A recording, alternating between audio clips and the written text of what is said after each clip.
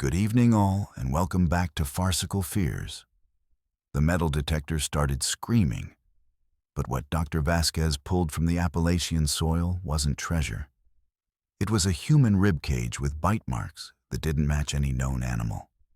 These 10 people wished they never entered these deep woods. Marcus heard the trail breathing beneath his feet.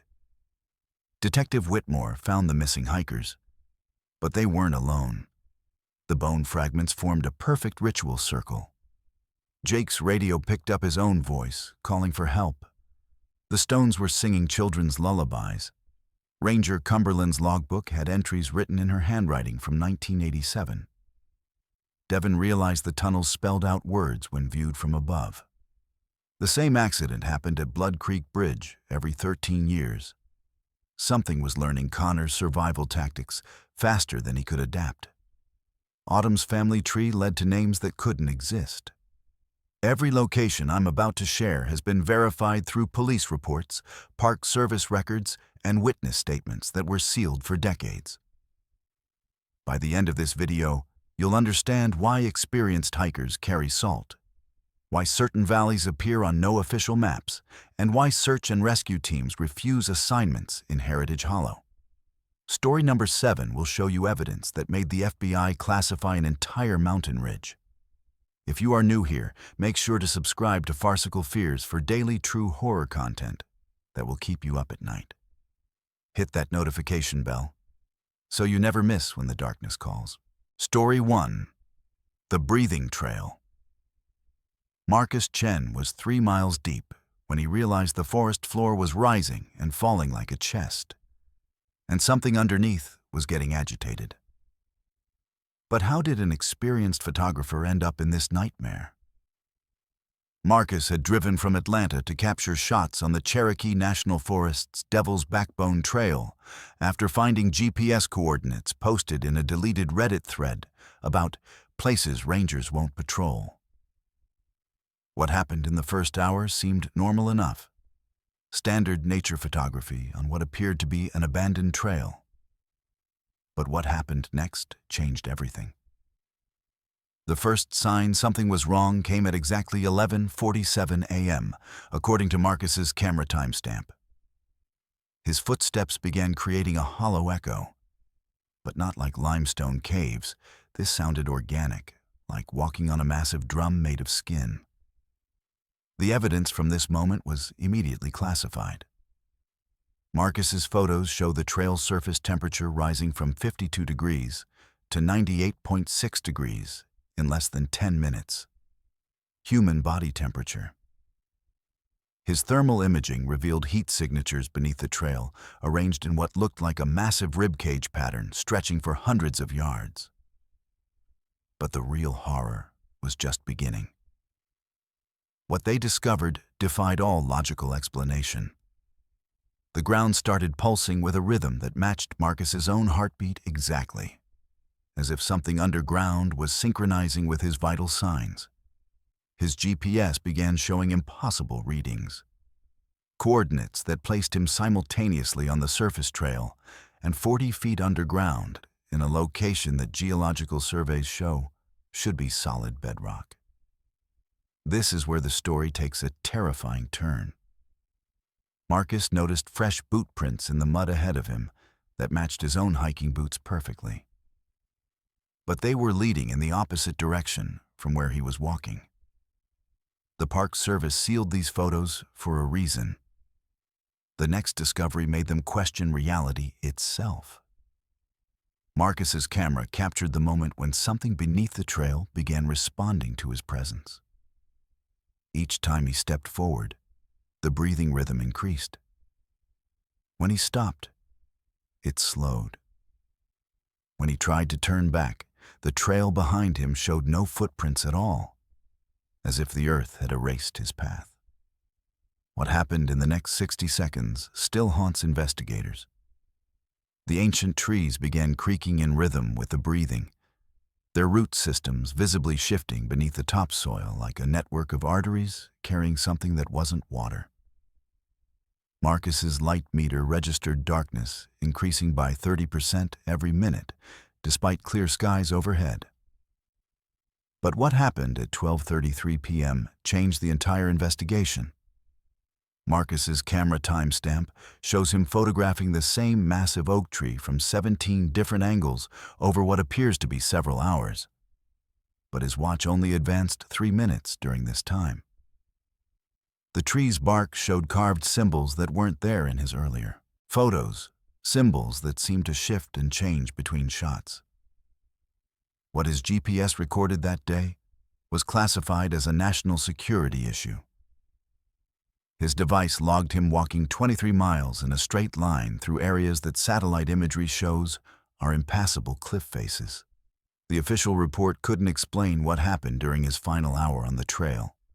Marcus's photos show the trail splitting open like a surgical incision, revealing a vast underground chamber filled with hiking equipment from different decades, some dating back to the 1940s. The soil samples contained something that shouldn't exist. Lab analysis found organic compounds that weren't plant matter, weren't animal tissue, but showed signs of active cellular respiration. The samples were breathing on their own in the laboratory. What happened when Marcus tried to leave still gives him nightmares. But Marcus's escape revealed something even more terrifying. When search and rescue found him 3 hours after his emergency beacon activated, he was standing in the visitor center parking lot, fully equipped with all his camera gear, with no memory of how he got there. His car showed no additional mileage, but his hiking boots contained mud that doesn't match any soil composition found in the Cherokee National Forest. Marcus's rescue footage shows him talking to someone who wasn't there. The most disturbing evidence came from his final photograph, taken from an aerial perspective that should have been impossible without a drone, showing Marcus standing on the trail while simultaneously photographing himself from 200 feet above. Park Ranger Jennifer Walsh, who's worked this area for 15 years, confirmed that GPS coordinates from Marcus's camera now redirect to a restricted area that doesn't officially exist on any Park Service maps. The trail Marcus hiked was permanently closed 48 hours after his rescue, and the reason given in official documents was simply geological instability. But locals know the real reason. 3 more hikers reported their footsteps echoing with a heartbeat rhythm. And all 3 were found hours later in the same parking lot with no memory of how they got there. Story 2. Moonshine Hollow. Detective Sarah Whitmore found the missing hikers exactly where the GPS said they'd be. But they'd been dead for 3 weeks, and they were still walking. But how did a 15-year veteran of the Tennessee State Police end up in this impossible situation?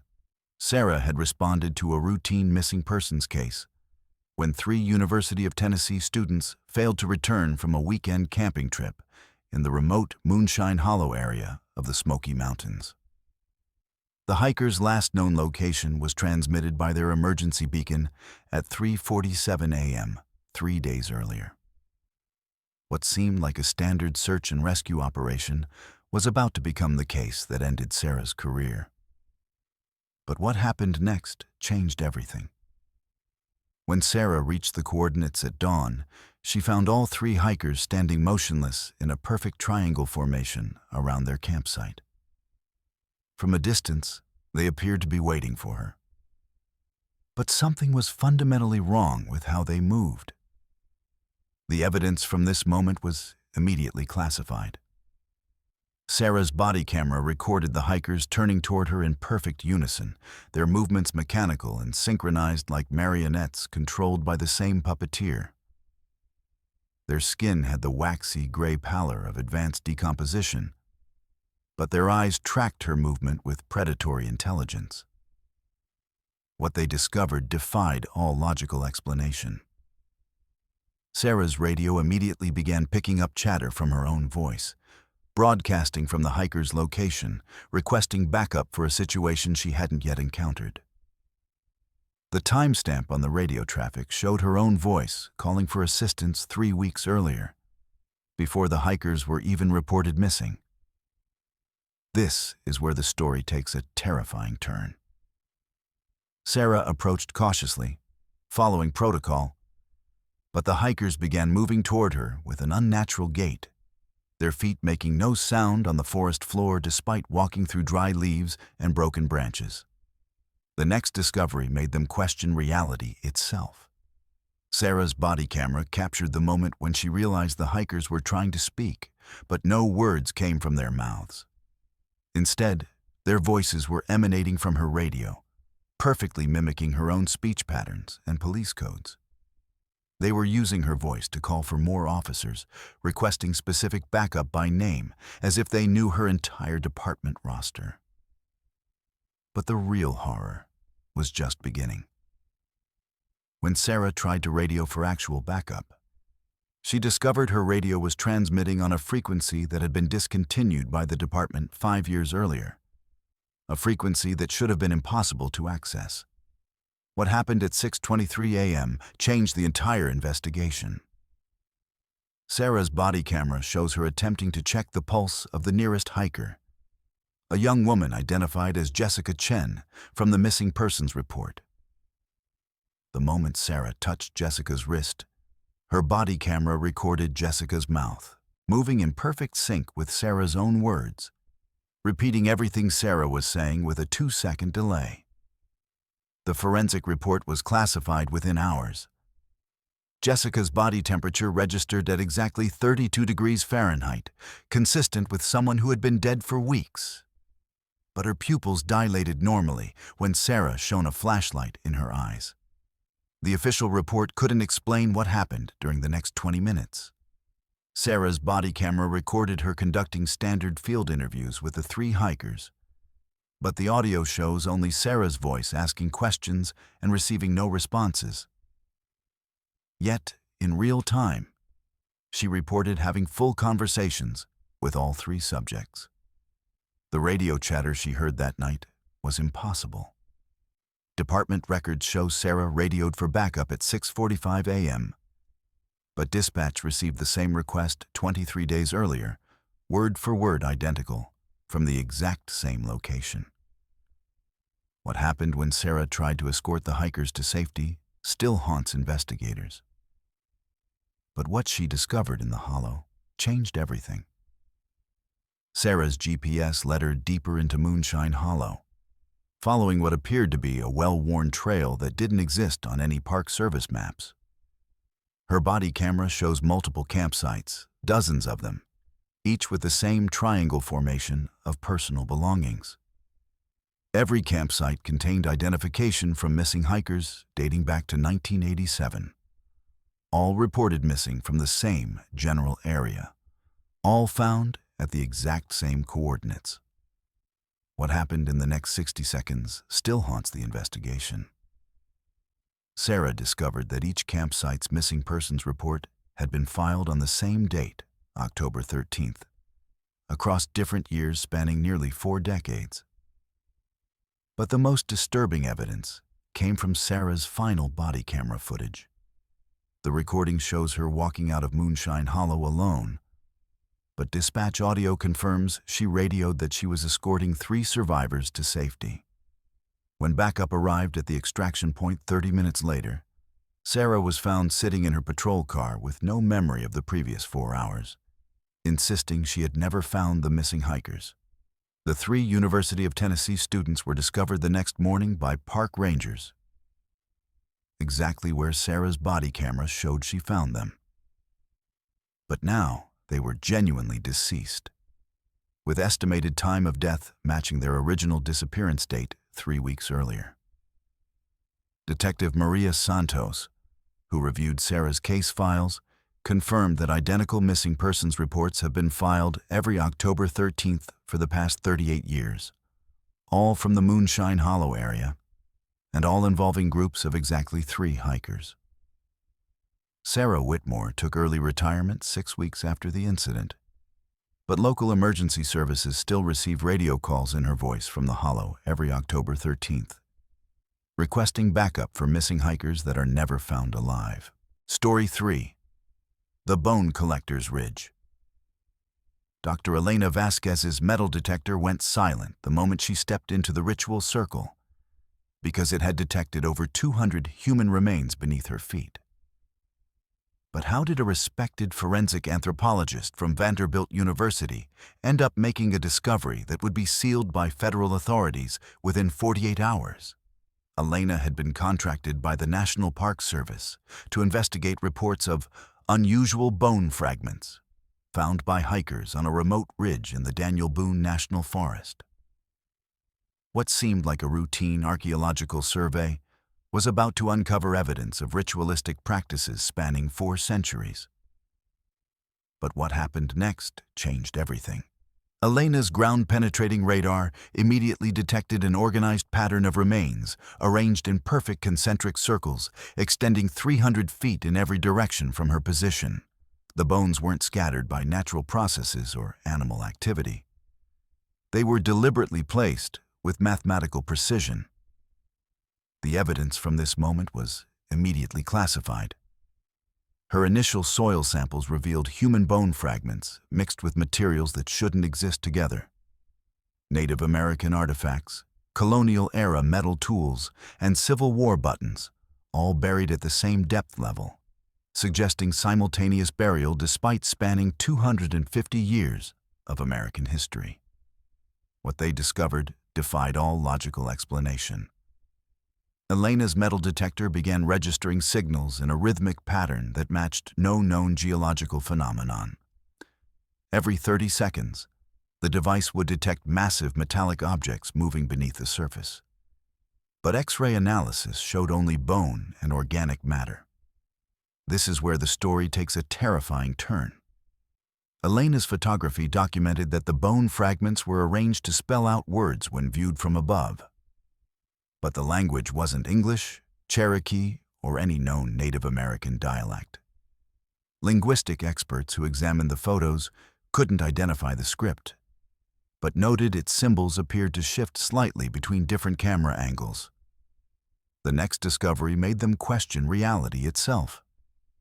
Carbon dating results on the bones showed impossible timelines. Some remains dated to the 1600s, others to the 1800s. But all showed identical wear patterns and identical cause of death. Precise surgical removal of specific bones while the subjects were still alive.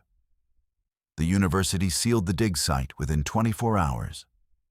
Elena's dental analysis revealed that every skull showed the same unique tooth filing pattern, suggesting either the same individual across 3 centuries or a ritualistic practice passed down through generations with obsessive precision. What happened at 2:15 p.m. changed the entire investigation. Elena's excavation team uncovered a stone chamber containing surgical tools that shouldn't have existed in pre-Columbian America. Bone saws with precision that matched modern medical equipment, but forged from metals that predated European contact. But the real horror was just beginning. Inside the chamber, Elena found detailed anatomical drawings carved into the stone walls, showing human dissection techniques that wouldn't be developed by modern medicine for another century. The drawings were accompanied by what appeared to be a surgical log, documenting procedures performed on hundreds of individuals with clinical precision. The official report couldn't explain what Elena found in the deepest excavation layer. Her team discovered a collection of human remains that had been perfectly preserved through an unknown process. Bodies that appeared to have died recently, but carbon dating placed their deaths at various points over the past 400 years. What happened when the preservation process was analyzed still haunts investigators. Laboratory examination revealed the bodies contained trace amounts of chemical compounds that don't occur naturally anywhere on Earth. Compounds that seem to actively prevent decomposition while maintaining the appearance of recent death. But what Elena discovered in her final excavation changed everything. Beneath the preserved remains, her team found a vast underground chamber filled with surgical equipment still arranged as if the procedures had been completed yesterday. The chamber contained detailed medical records written in multiple languages spanning 4 centuries, all documenting the same surgical techniques being performed by someone with intimate knowledge of human anatomy that exceeded modern medical understanding. What happened in the next 60 seconds still haunts the investigation. Elena's final photographs show the medical records appearing to write themselves, with new entries appearing in fresh ink while she documented the chamber. The most disturbing evidence came from Elena's soil analysis of the chamber floor. Laboratory results showed the presence of human blood that was still liquid, despite being deposited decades apart across different time periods. The blood samples contained DNA markers from over 300 different individuals, but all samples showed signs of recent coagulation. Dr. Marcus Chen, the federal forensic specialist who reviewed Elena's findings, confirmed that the surgical techniques documented in the chamber wouldn't be possible without modern anesthetic and life support equipment. Yet the oldest records predate the invention of both by over 200 years. Elena Vasquez's archaeological career ended abruptly when she attempted to publish her findings. The Daniel Boone National Forest section containing Bone Collectors Ridge was reclassified as a restricted military zone, and all access roads were permanently closed. But local EMTs report that emergency medical supplies from their ambulances continue to disappear when they respond to calls near the old ridge area.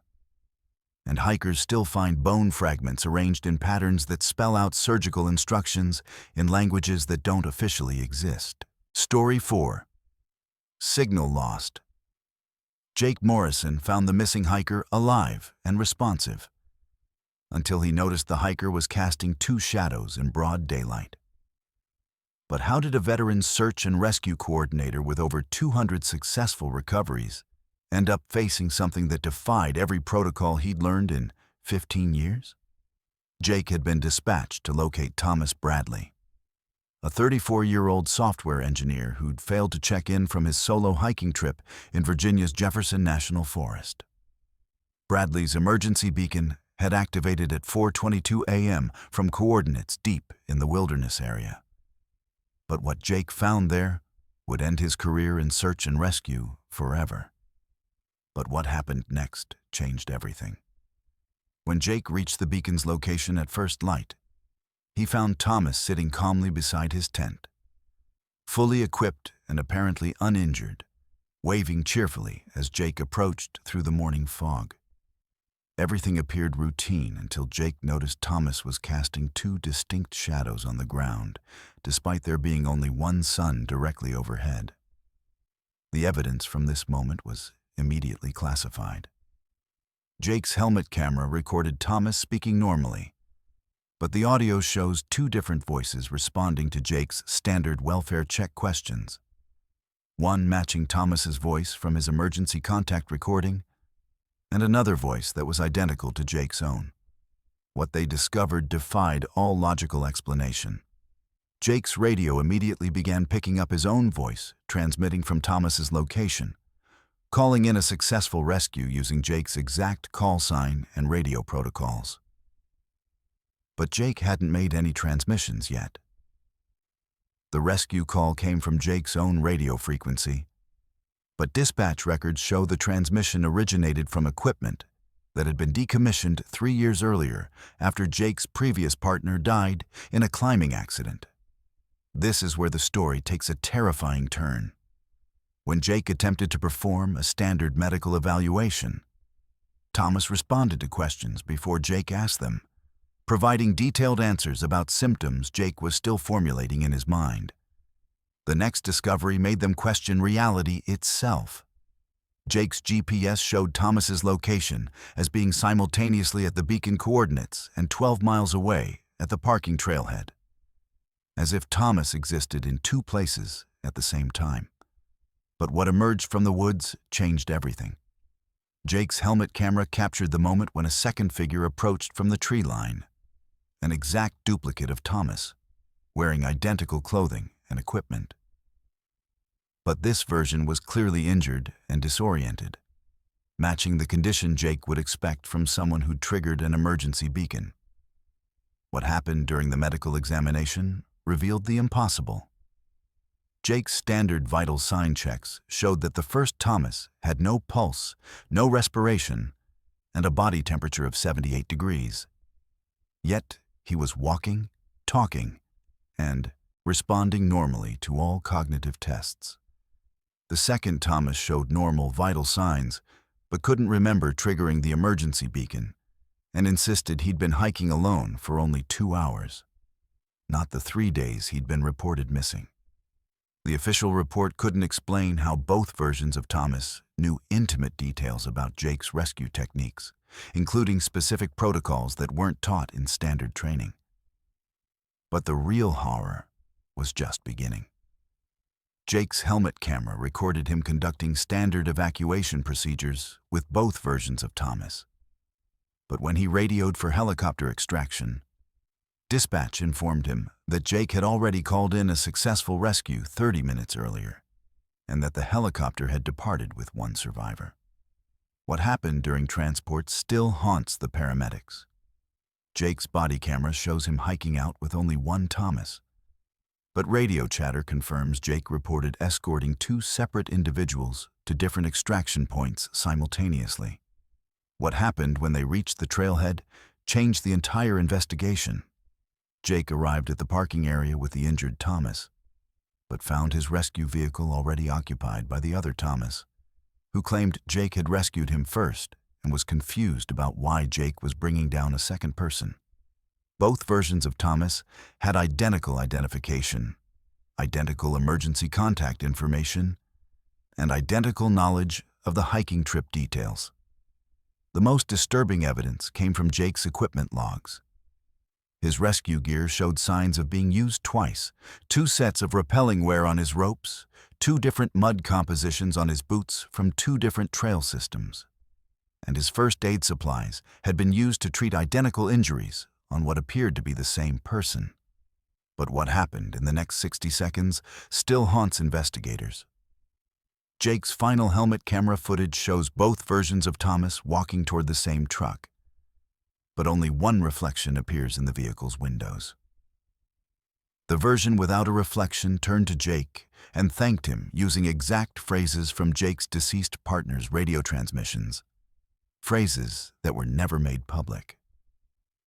Search and Rescue Supervisor Linda Torres, who reviewed Jake's case files, confirmed that Thomas Bradley was found safe at home the next morning with no memory of going hiking and no record of purchasing park permits or filing trip plans. Jake Morrison requested immediate transfer from search and rescue duties and now works desk assignments. But emergency dispatch still receives rescue calls in Jake's voice from the Jefferson National Forest coordinates, reporting successful recoveries of people who were never reported missing. The calls always end with Jake's voice saying, "2 souls retrieved, 1 soul returned," a phrase Jake swears he's never used in 15 years of rescue work. Story 5. The Singing Stones. Professor Thomas Blackwood's geological equipment recorded something singing lullabies from inside solid rock, in a child's voice that matched a missing person report from 1943. But how did a respected University of Kentucky geologist end up making a discovery that would force the government to classify an entire mountain as a national security risk? Thomas had been investigating seismic anomalies in eastern Kentucky's Red River Gorge after local residents reported musical rocks that sang at night. What began as a routine geological survey to debunk local folklore was about to reveal something that challenged everything science understood about physics and human history. But what happened next changed everything. Thomas's sensitive audio equipment detected clear vocal harmonies emanating from deep within the sandstone formations. Not random geological sounds, but organized musical patterns that followed traditional Appalachian lullaby structures. The mineral composition should have made sound impossible. Yet his spectrographic analysis showed the rock was actively vibrating in frequencies that matched human vocal cords. The evidence from this moment was immediately classified. Thomas's recordings captured a child's voice singing "Hush, Little Baby" in perfect pitch from inside a rock formation that geological dating placed at 300 million years old. What they discovered defied all logical explanation. Thomas's ground-penetrating sonar revealed hollow chambers within the solid rock that formed the exact shape of human vocal cavities. Throats, mouths, and lung structures carved into stone with anatomical precision. The recording equipment captured something that shouldn't exist. Each chamber produced different vocal ranges, from soprano children's voices to deep baritone adult tones, all singing in harmony with mathematical precision that suggested intelligent composition rather than natural phenomenon. This is where the story takes a terrifying turn. Thomas compared his audio recordings with the National Missing Persons Database and discovered exact voice matches for 17 different missing children from the Red River Gorge area, spanning 1943 to 2019. The voices weren't similar. They were identical, down to speech impediments and regional accents that were unique to each missing child. But what happened at midnight changed everything. Thomas's overnight monitoring equipment recorded the stones transitioning from lullabies to what sounded like distressed calls for help, with each voice calling specific names that matched the missing person's family members. The next discovery made them question reality itself. Thomas's thermal imaging revealed that the rock formations maintained a constant temperature of 98.6 degrees Fahrenheit, human body temperature, despite the surrounding area fluctuating with normal geological patterns. Local tribes had warned about this exact location for generations, describing it as a place where the mountain swallows voices and gives them back wrong. What happened when Thomas attempted to extract core samples still haunts investigators. His diamond-tipped drilling equipment encountered resistance that matched human bone density, and the drill sites immediately began bleeding a red substance that DNA analysis confirmed was human blood, with genetic markers matching the missing children. But the real horror was just beginning. Thomas's seismic equipment detected that the vocal chambers were arranged in a precise spiral pattern that extended miles deep into the mountain, creating a natural amplification system that could project voices across the entire gorge system. The recordings showed the voices coordinating with each other, taking turns in a conversation pattern that suggested consciousness and awareness of their surroundings. What happened during Thomas's final night of monitoring changed the entire investigation. His equipment recorded the children's voices, calling his name, providing detailed information about his research, his family, and his planned conclusions. Information they couldn't possibly have known. The official report couldn't explain what Thomas discovered in his spectral analysis of the voices. The recordings showed harmonic frequencies that don't exist in normal human vocal ranges, suggesting the voices had been somehow enhanced or modified beyond natural human capabilities. But what happened when Thomas tried to communicate directly with the voices still gives him nightmares. The children began asking him to join them, describing the warm place inside the mountain, where they could sing forever without getting tired or hungry. The most disturbing evidence came from Thomas's final experiment, when he played recordings of the children's own families calling their names. The stones responded by perfectly mimicking the family members' voices, creating conversations between the trapped children and their loved ones that had never actually occurred. Dr. Sarah Chen, the federal acoustics specialist who reviewed Thomas's findings, confirmed that the vocal patterns showed signs of growth and development. The children's voices were aging in real time, maturing at the same rate they would have if they were still alive. Thomas Blackwood's geological career ended when he attempted to excavate the vocal chambers to rescue the children. The Red River Gorge area containing the singing stones was immediately purchased by the federal government under eminent domain and designated as a restricted acoustic research facility. But local families still report hearing their missing children's voices echoing through the gorge at night. And the voices now include Thomas Blackwood's own voice, calling for help from deep within the mountain while reciting geological data that was never included in his published research. Story 6, Cabin 19. Park Ranger. Lisa Cumberland opened the fire tower logbook to find her own handwriting documenting events that hadn't happened yet, including her own death. But how did a 12-year veteran of the Great Smoky Mountains National Park Service end up discovering entries written in her distinctive cursive describing her final moments in detail? Lisa had been assigned to inspect the abandoned Lookout Tower 19 after hikers reported seeing lights and smoke coming from the facility that had been decommissioned since 2018. What seemed like a routine check for squatters or illegal camping was about to reveal a logbook that documented the future with terrifying accuracy. But what happened next changed everything. When Lisa climbed the 80-foot tower and opened the standard Ranger logbook, she found dozens of entries written in her own handwriting spanning dates from 2018 through 2027, including tomorrow's date. The entries were written in her distinctive cursive, using her official Ranger identification number and personal writing quirks that no one else could replicate. The evidence from this moment was immediately classified. The logbook contained detailed weather reports, visitor incidents, and maintenance notes for a tower that had been officially closed and unstaffed for 7 years. What they discovered defied all logical explanation. Lisa's entries described rescuing hikers she'd never met, responding to emergencies that never occurred, and conducting routine patrols of areas that were outside her assigned jurisdiction. The entries were written in her distinctive cursive, but described knowledge she didn't possess about park operations that occurred during her days off and incidents that happened in locations she'd never visited. This is where the story takes a terrifying turn.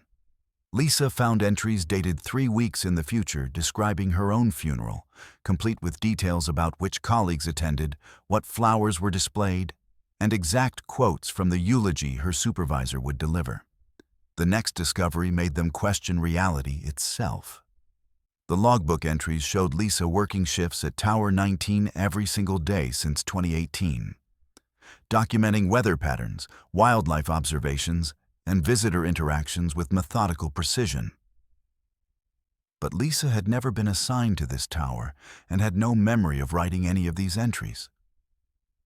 But what she read next changed everything.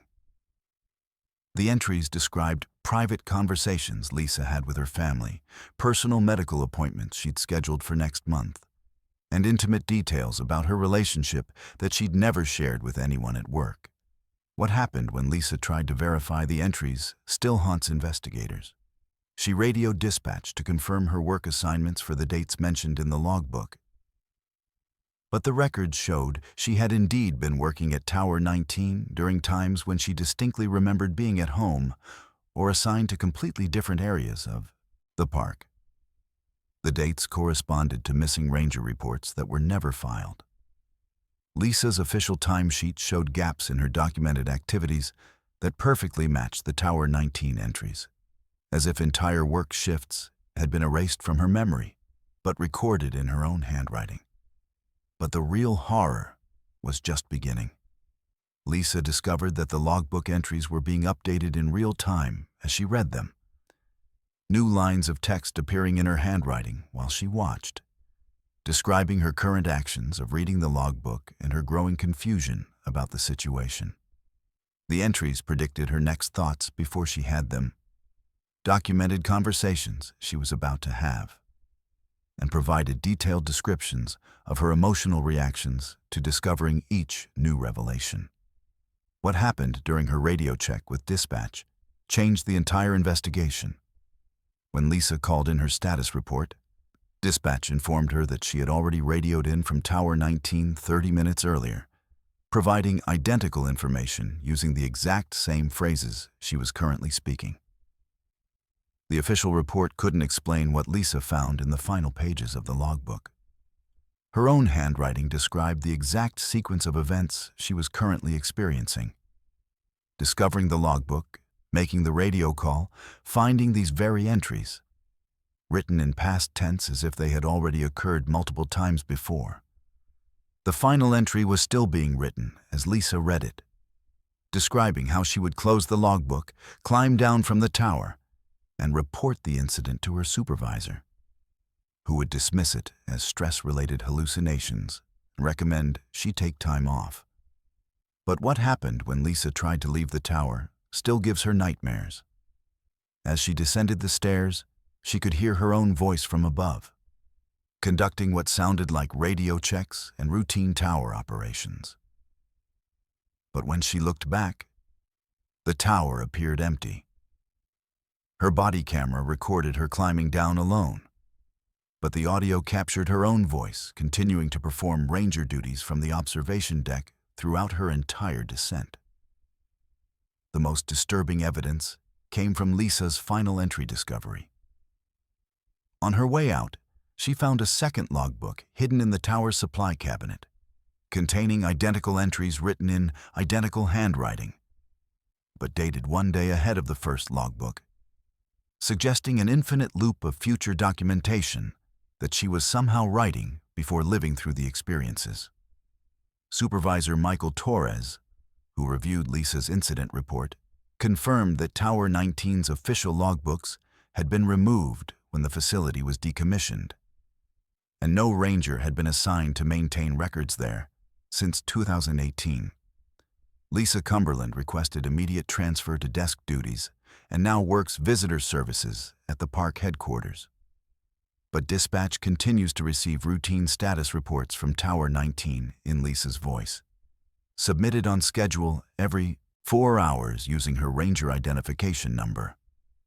The tower remains officially closed and unstaffed, but hikers still report seeing a lone figure conducting weather observations from the observation deck, and the figure always waves back when they call out Lisa's name.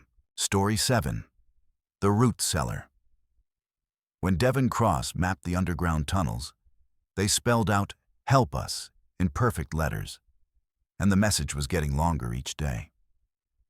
But how did an experienced urban explorer with over 500 documented abandoned site investigations end up discovering a network of root cellars that defied architectural logic and human understanding?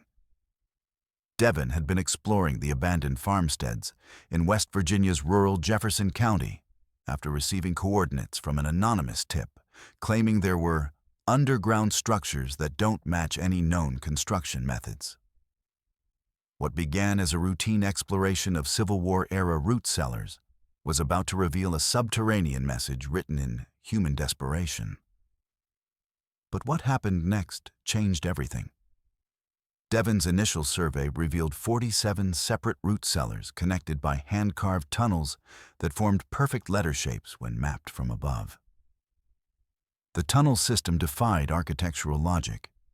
The excavation work required would have taken decades.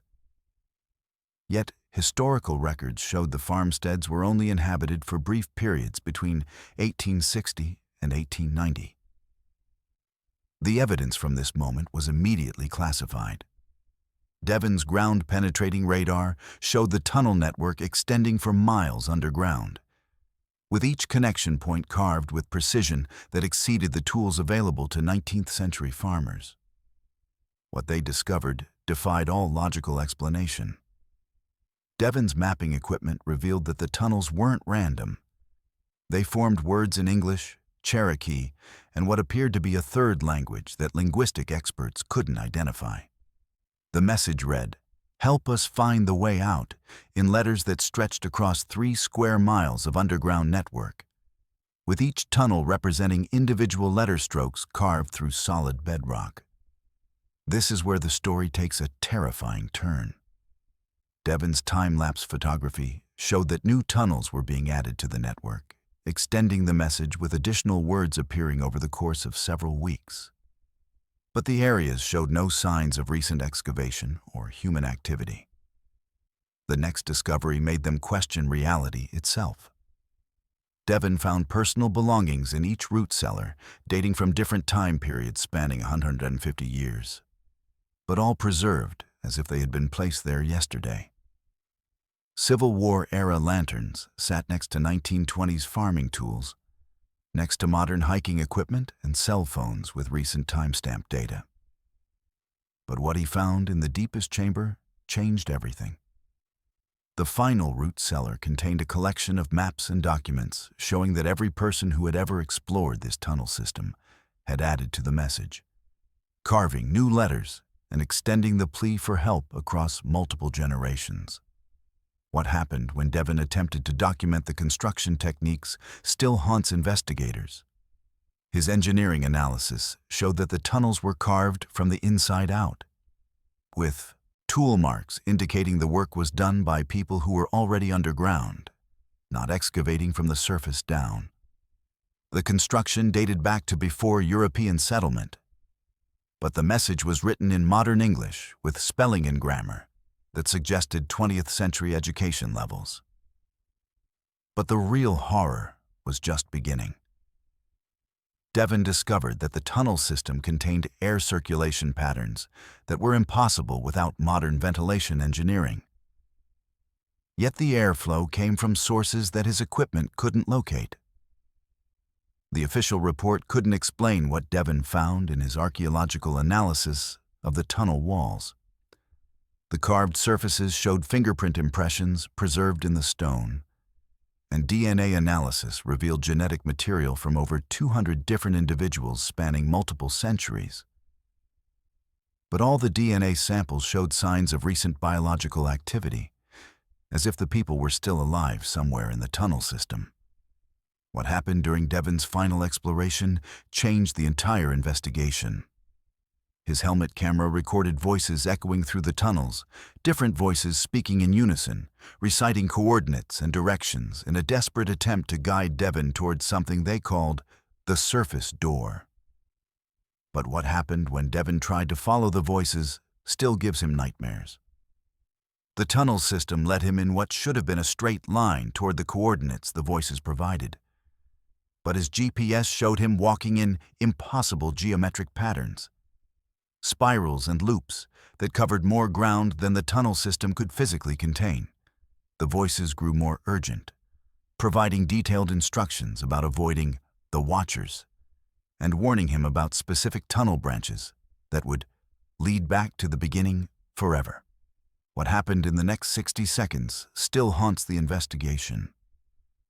Devon's camera captured the moment when he realized the voices were coming from people who were walking through the tunnels with him. But when he turned on his lights, the tunnels were empty except for fresh footprints that matched his own boots. The most disturbing evidence came from Devon's final discovery in the central chamber. He found a massive carved stone tablet covered in names, dates, and messages from people who had been exploring this tunnel system since 1847. Every entry described the same experience: following voices through the tunnels, trying to help expand the "Help Us" message, and gradually realizing that they were becoming part of the underground network rather than exploring it. Dr. Rebecca Santos, the federal archaeologist who reviewed Devon's documentation, confirmed that the tunnel system continues to expand, with new sections being carved according to a mathematical pattern that spells out increasingly complex messages requesting rescue from what the inscriptions describe as the endless underground. Devon Cross's urban exploration career ended when he attempted to lead a rescue team back into the tunnel system to help the voices he'd encountered.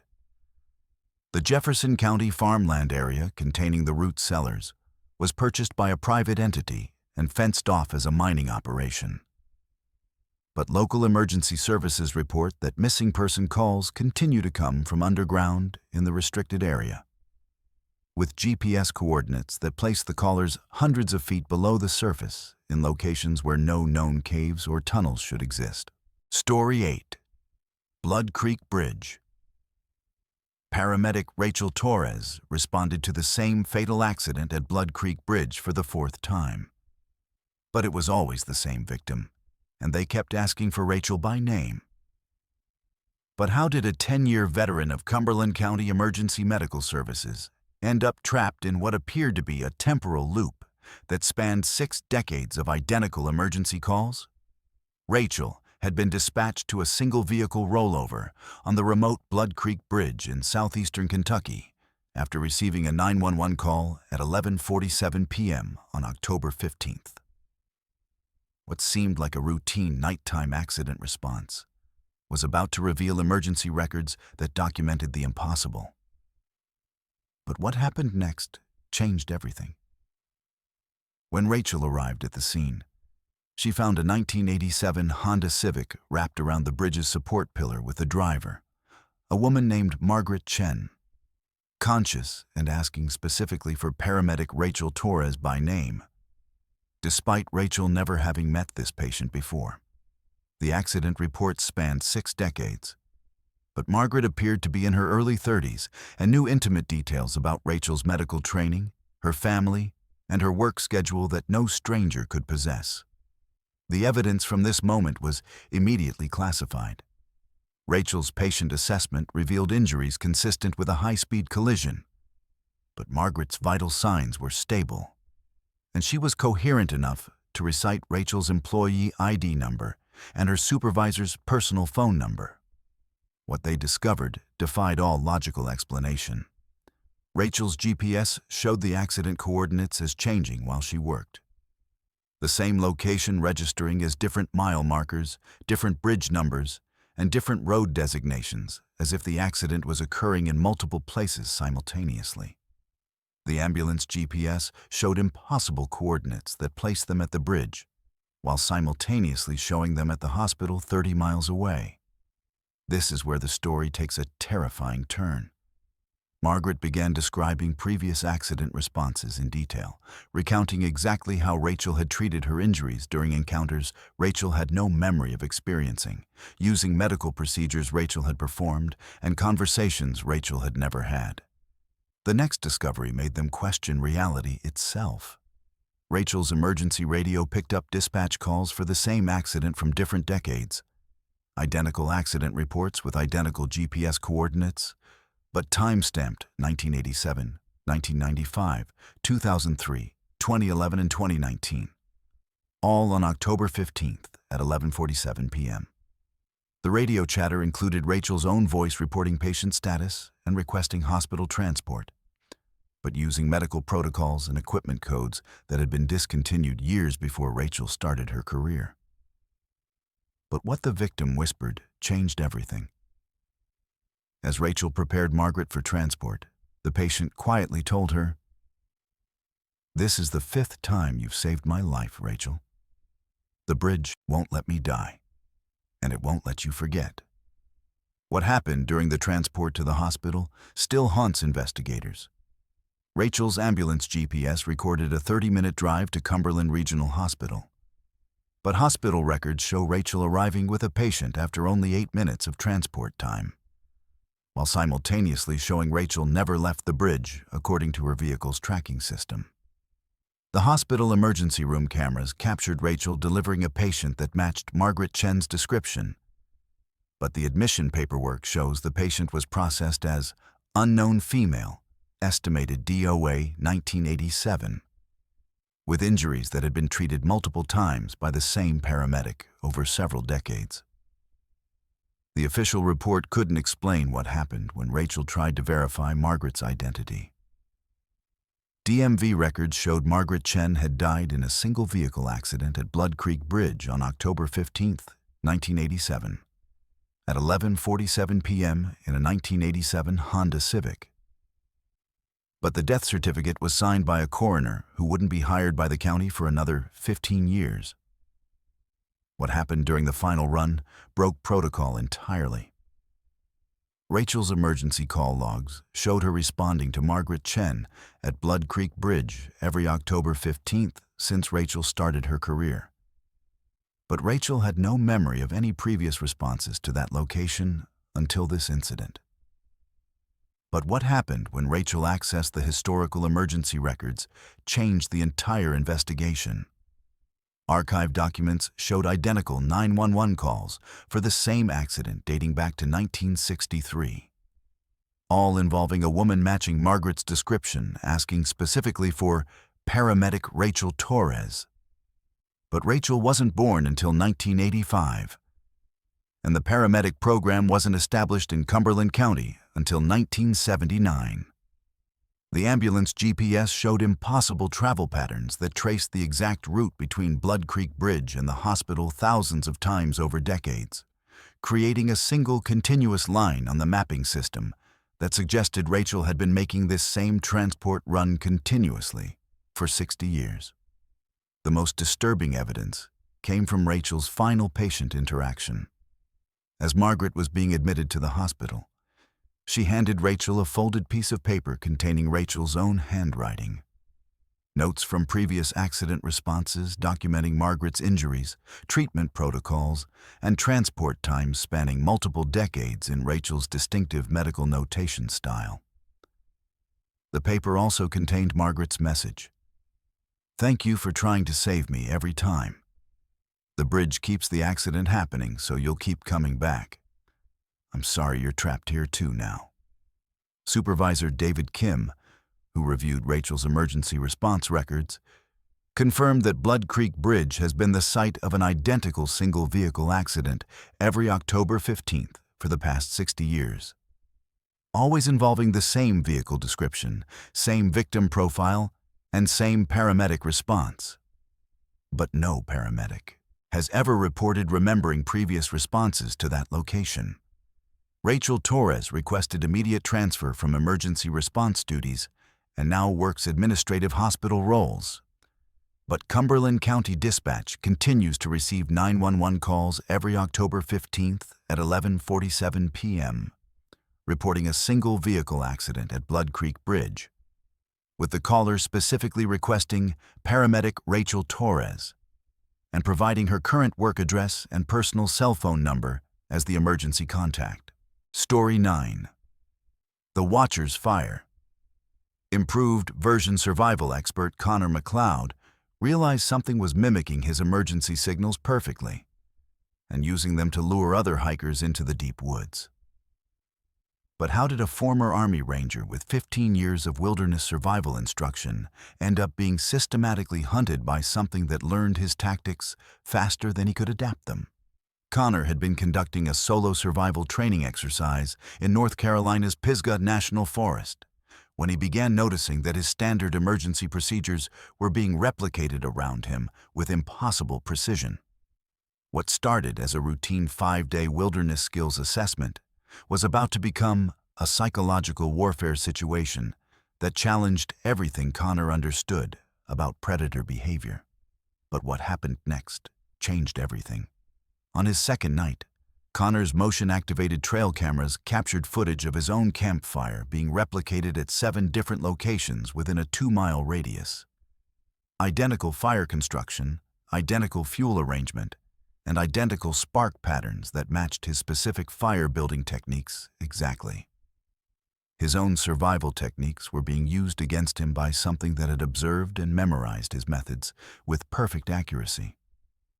The evidence from this moment was immediately classified. Connor's thermal imaging revealed heat signatures that matched human body temperature moving between the replica campsites. But the movement patterns showed coordination and planning that exceeded normal human hunting behavior. What they discovered defied all logical explanation. Connor's emergency whistle signals, a specific 3-blast pattern he developed during his military service, were being answered from multiple directions with identical timing and pitch, creating an echo effect that made it impossible to determine the original source. The tracking patterns showed inhuman intelligence that learned from every evasion technique Connor attempted. Each time Connor changed his route, established a new campsite, or altered his survival routine, the replica campsites would appear ahead of his new location within hours, perfectly positioned to intercept his planned path. This is where the story takes a terrifying turn. Connor's trail cameras captured footage of other hikers being systematically guided toward his location using his own emergency signals. His whistle pattern, his specific fire smoke signals, and even recordings of his voice calling for help in distress scenarios he'd never actually experienced. The hikers approached his campsite, believing they were responding to Connor's emergency calls. But Connor had made no distress signals and was watching the encounters unfold from concealment. But the real horror was just beginning. Connor realized that the entity was collecting detailed information about every person who responded to the fake emergency calls. Their gear, their skills, their physical capabilities, and adapting its hunting methods accordingly. What happened when Connor tried to document the entity's behavior still haunts investigators. His night vision equipment captured clear footage of something moving through the forest with human-like intelligence. But the figure appeared to be wearing Connor's exact clothing and equipment, gear that Connor was currently wearing. The entity had somehow replicated not just his survival techniques, but his physical appearance and equipment configuration with perfect accuracy. What his GPS recorded that day was classified as a national security issue. Connor's tracking device showed him being in multiple locations simultaneously, as if several versions of Connor were operating throughout the forest using identical movement patterns and survival strategies. The next discovery made them question reality itself. Connor's audio equipment recorded his own voice conducting detailed conversations with other hikers, providing survival advice and coordinating rescue efforts for people Connor had never met. But Connor was listening to these recordings while hiding alone in his concealed position. The conversations included intimate knowledge of Connor's military background, his survival training curriculum, and personal details that only Connor should have known about his own expertise and experience. What happened during Connor's final night in the forest changed the entire investigation. His equipment recorded what appeared to be a coordinated hunting operation involving multiple entities, all using Connor's survival techniques, but applying them with tactical precision that exceeded Connor's own military training. The entities were communicating using Connor's voice and radio protocols, coordinating search patterns and establishing perimeters with professional efficiency that suggested extensive military experience. But what happened when Connor became the bait still terrifies him. The entities began using Connor's own emergency procedures to systematically flush him from his concealed positions, predicting his evasion routes and forcing him toward predetermined locations where they had established ambush points using his own tactical knowledge. The official report couldn't explain what Connor discovered during his final equipment check. His trail cameras contained footage spanning several weeks of activity, showing dozens of different hikers being guided through the forest using Connor's emergency signals. But Connor had only been in the forest for 5 days, and he recognized none of the hikers from missing person reports or local hiking groups. The most disturbing evidence came from Connor's final camera trap discovery.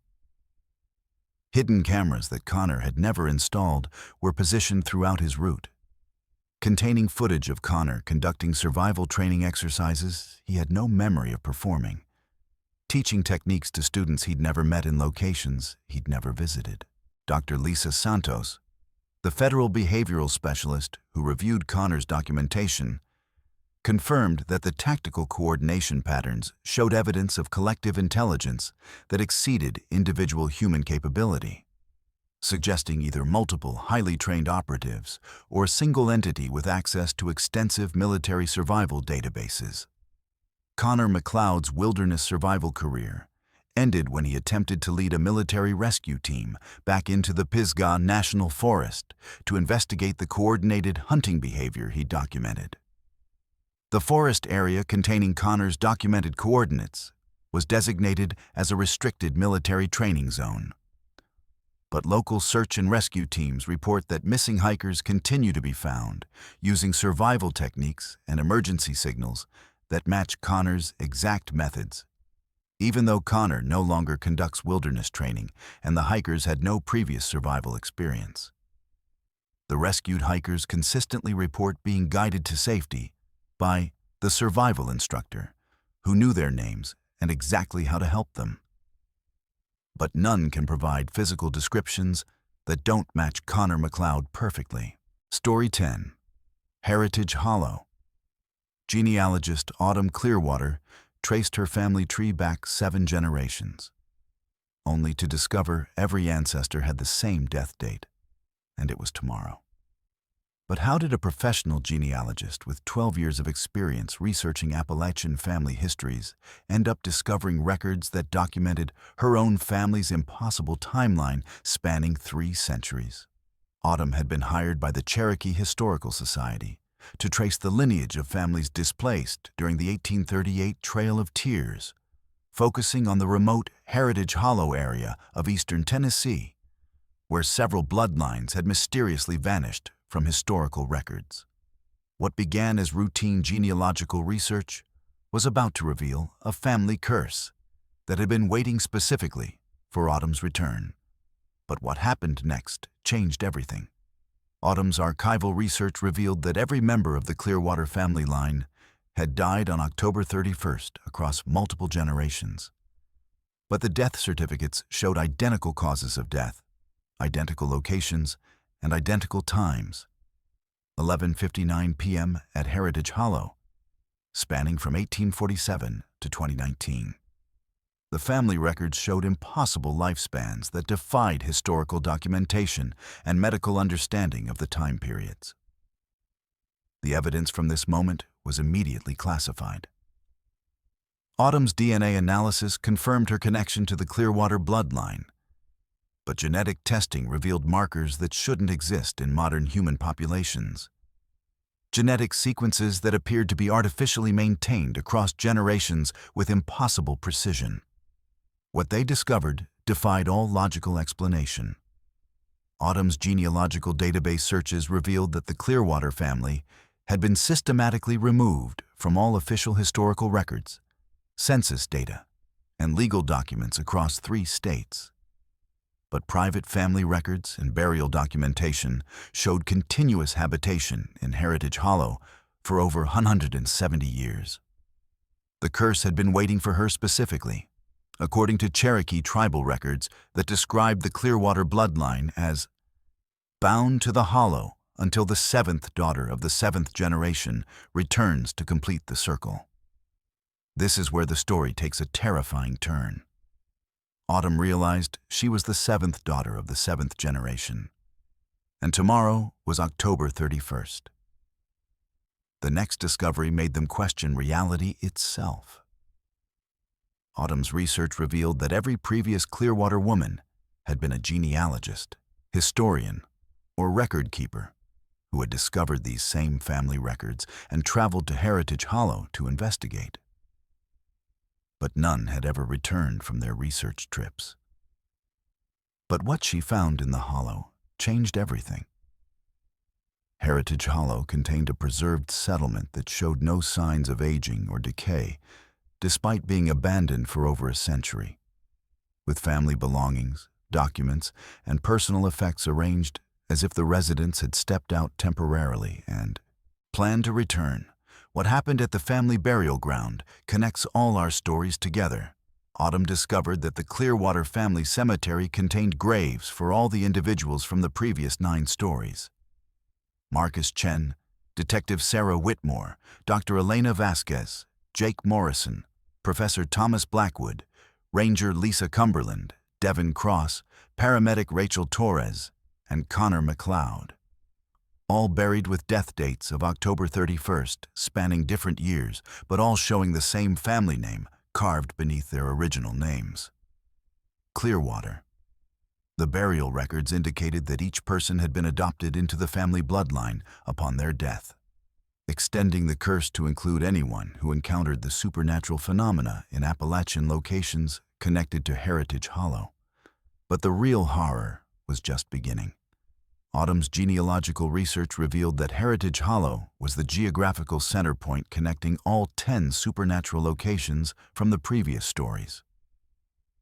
The Devil's Backbone Trail, Moonshine Hollow, Bone Collector's Ridge, the Jefferson National Forest coordinates, Red River Gorge Singing Stones, Lookout Tower 19, the Jefferson County Root Cellars, Blood Creek Bridge, Pisgah National Forest, and Heritage Hollow itself formed a perfect circle with Heritage Hollow at the center. The curse wasn't limited to the Clearwater family. It was designed to collect individuals with specific skills and knowledge needed to maintain the supernatural phenomena across all 10 locations. What happened when Autumn tried to leave Heritage Hollow still gives her nightmares. Her car GPS malfunctioned, showing her driving in continuous circles that brought her back to the Hollow regardless of which direction she traveled. Her cell phone received calls from her deceased family members, providing detailed instructions about her role in maintaining the supernatural balance across all 10 Appalachian locations. The voices explained that each location required a guardian, someone with the specific expertise needed to manage the supernatural phenomena and lure new victims when necessary. What happened in the next 60 seconds still haunts the investigation. Autumn realized that Marcus's photography skills, Sarah's investigative training, Elena's archaeological knowledge, Jake's rescue expertise, Thomas's geological understanding, Lisa's ranger experience, Devon's exploration abilities, Rachel's medical skills, and Connor's survival tactics were all necessary components for maintaining the supernatural ecosystem that Heritage Hollow controlled. The official report couldn't explain what Autumn discovered in the final family documents. The records showed that the curse was designed to collect and preserve specific human capabilities needed to maintain supernatural phenomena across multiple locations, creating a network of guardians who would ensure the continuation of the supernatural ecosystem indefinitely. But what happened at the family burial ground changed the entire understanding of all 10 stories. Autumn found her own grave, pre-carved with tomorrow's date, alongside preparation areas for 9 additional graves corresponding to the 9 individuals from the previous stories, all scheduled for the same date, all showing evidence of recent maintenance and preparation. The most disturbing evidence came from Autumn's discovery of the master records hidden in the family vault. The documents revealed that Heritage Hollow had been orchestrating supernatural encounters across Appalachian locations for over 170 years, systematically identifying and collecting individuals with skills necessary to maintain the phenomena. And that every supernatural encounter from the previous 9 stories had been designed to bring the individuals to Heritage Hollow on October 31st for integration into the family preservation system. Dr. Michael Torres, the federal investigator who reviewed Autumn's case files, confirmed that all 10 individuals from these stories were reported missing on October 31st, 2025. After being drawn to Heritage Hollow by genealogical research, family connections, or direct supernatural compulsions, Heritage Hollow was designated as a federal restricted area. But the supernatural phenomena at all 10 connected locations ceased after October 31st, 2025, suggesting that the curse had been fulfilled and the Guardian system was now operational with its required personnel. Local authorities report that the 10 missing individuals are occasionally seen at their respective supernatural locations, maintaining the phenomena and ensuring that new visitors have the same supernatural experiences that originally brought them to Heritage Hollow, creating an endless cycle of supernatural preservation across the Appalachian mountain system.